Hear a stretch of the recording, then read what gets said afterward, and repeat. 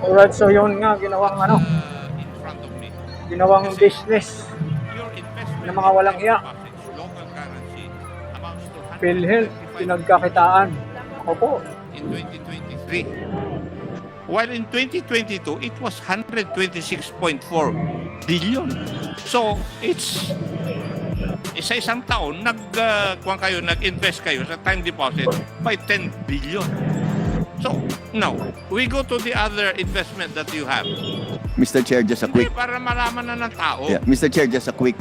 No, you let me finish first. Kasi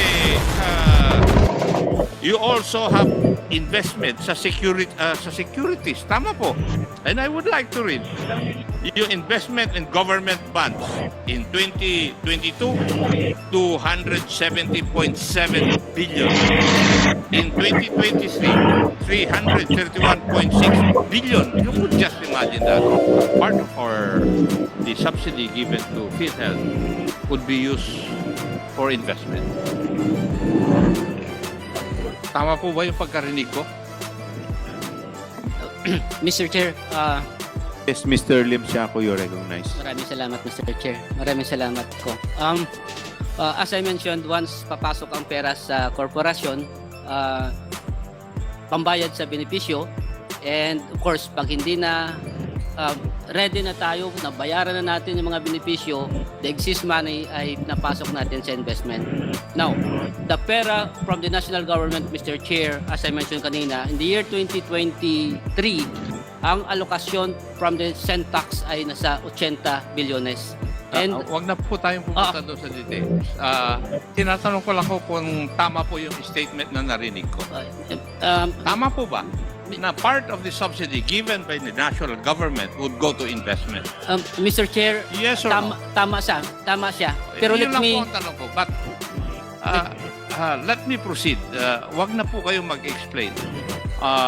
Kasi kung tinitingnan ko po yung data doon sa budget of expenditure and sources of financing, yung appropriations and obligations ng PhilHealth Insurance Corporation from 2017 to 2022, wala po kayong isinoli na pondo.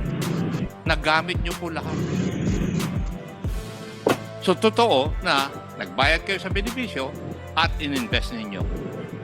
Pero sa tingin ko, mas malaki po yung investment na ginawa-gawa po ninyo eh. You remember sa budget hearing, Mr. Ledesma, sabi ko, what are you? Service provider o business? Di ba? Tinanong ko po kayo noon eh. Why? Because according to the records, your interest income for 2022 was 11 billion. And your other income is 698 million plus. In 2023, your interest income rose from 11.5 billion to 20.7 billion. So, ibig sabihin, lumaki yung investment amount niyo. Di po ba? So, you're becoming a business enterprise, not a service enterprise. The statistics would show that. You could just imagine, from 2022, 11.5 ang interest income ninyo. In 2023, yung interest income nyo is 20.7 billion. And your other income rose also from 698 million to 815 million. So, yung earning ang nangyayari